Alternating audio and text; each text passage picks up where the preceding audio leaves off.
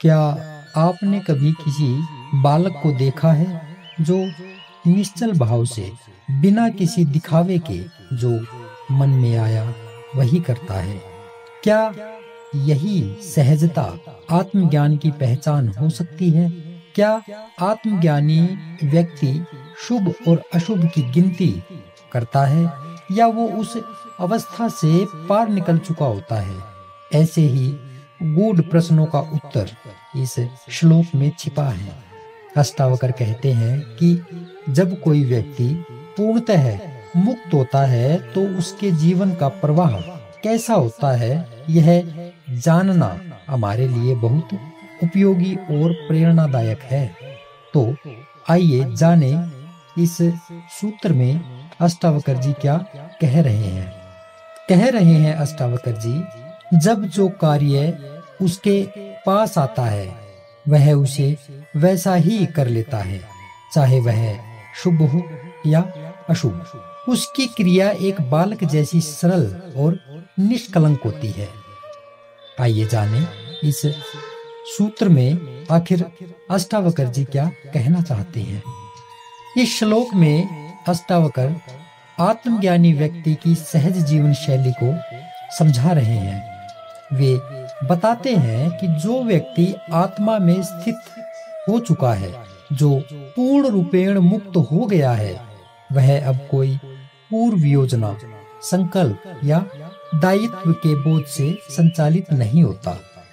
वह न तो शुभ की लालसा करता है न अशुभ से डरता है। उसके लिए जीवन कोई युद्ध नहीं बल्कि एक सहज प्रवाह बन जाता है। एक साधारण व्यक्ति हर कर्म को सोच समझ कर करता है। उसके लाभ हानि, मान अपमान, पुण्य पाप, शुभ अशुभ आदि को ध्यान में रखकर चलता है। लेकिन आत्मज्ञानी ऐसा नहीं करता। वह जीवन को एक साक्षी की भांति देखता है। जब कोई कार्य उसके समक्ष आता है तो वह उसे पूरी सरलता से, जैसे कोई बच्चा खेल में लीन होता है, वैसे ही कर देता है। उसके कर्म में कोई दबाव, तनाव या फल की आशा नहीं होती। यहाँ अष्टावकर जी कह रहे हैं कि एक ज्ञानी ऐसी आचरण करता है जैसे एक बालक, लेकिन यह बालक मूर्खता से नहीं बल्कि मासूम विवेक से प्रेरित है। जैसे एक बच्चा प्रेम से स्वाभाविक रूप से प्रतिक्रिया करता है, वह द्वेष नहीं पालता। कौन? एक बच्चा। योजना नहीं बनाता, धोखा नहीं देता। ठीक इसी प्रकार से जो आत्मज्ञानी है वो भी जीवन में उसी सरलता से उतरता है। वह जो भी कर्म करता है वो अकर्म जैसे होते हैं। वह किसी भी क्रम में उतरता है तो वह कर्म भी उसके लिए अकर्म जैसा हो जाता है। लेकिन उसमें न कोई आसक्ति होती है, न उसे कोई फल की अपेक्षा, न उसमें किसी प्रकार का भय होता है, न इच्छा। वह इस क्षण में पूर्णतः स्थित होता है। यही कारण है कि उसके लिए शुभ और अशुभ का भेद भी खत्म हो जाता है। वह संसार की दृष्टि से कुछ भी कर सकता है, लेकिन उसके अंदर कोई खिंचाव नहीं होता।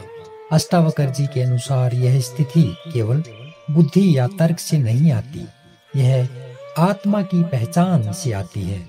जब व्यक्ति यह जान लेता है कि वह यह शरीर, विचार या भावना नहीं है बल्कि शुद्ध चैतन्य है, तब ही वह इस सजगता में उतर पाता है। तब जीवन का हर कार्य एक कृत्यहीन कृत्य बन जाता है। वह कर्म करता है लेकिन करता हुआ भी नहीं होता। ठीक वैसे ही जैसे कोई गायक गायन में इतना डूब जाता है कि वह अपने गाने को खुद नहीं उस परम की प्रेरणा मानता है। यह श्लोक हमें भी आमंत्रण देता है कि हम अपने जीवन को थोड़ा सहज बनाएं, अधिक सोचने और योजनाएं बनाने की जगह थोड़ा जीवन के प्रवाह में बहना सीखें। यह सीखना भी एक साधना है, जहां हम धीरे धीरे अपनी शर्तें, डर और अपेक्षाएं छोड़ते चले जाते हैं। तो क्या आप अपने भीतर के उस सहज बालक को फिर से पहचानना चाहेंगे? क्या आप बिना भेदभाव के, बिना लाभ हानि की गणना के जीना चाहेंगे?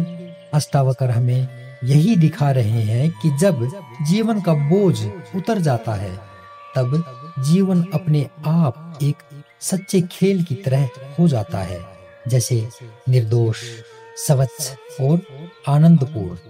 अगर आपको ये अनुभव सशक्त लगा तो इसे अपने भीतर उतरने दीजिए और इस यात्रा को जारी रखिए, क्योंकि यही आत्मबोध की ओर पहला कदम है। तो फिर अगले नए सूत्र में कल फिर मिलते हैं। तब तक के लिए नमस्कार।